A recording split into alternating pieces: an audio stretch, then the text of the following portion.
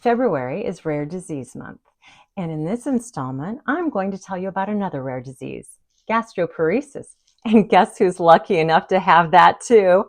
This girl. My symptoms started in April of 1994.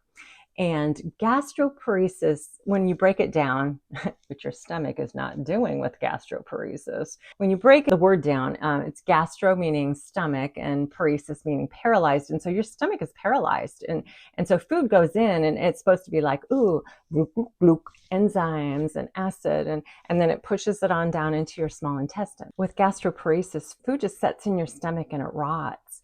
And sometimes it can take hours or even days for it to move on. I specifically remember the time when I kind of like had this acidy belch, and I could just tell it was rotten food from like 2 days prior. And I was like, something is not right.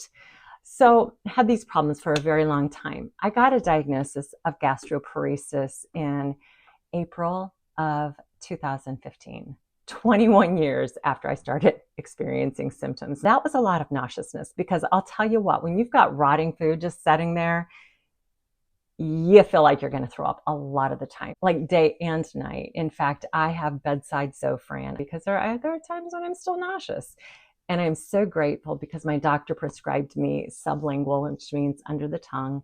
And the reason she did that is because if your stomach is not motating, if it's not doing this, the medication just goes in and it just floats on that soupy, slurry nastiness, and it never gets absorbed.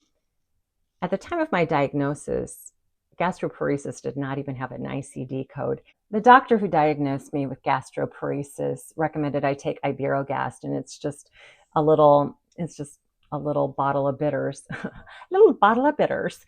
So you put 10 drops in your water and you drink it. But I've gotten to the point where I'm like,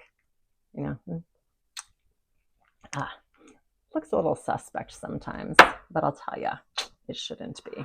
And this one actually I've just taken on so many travels. It has been around the world with me.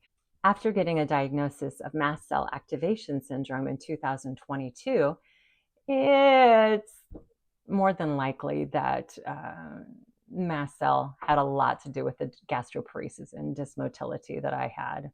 Fortunately, over the decades, I have discovered ways to manage my very mild symptoms of gastroparesis. And in fact, a few years ago, had a normal gastric emptying scan.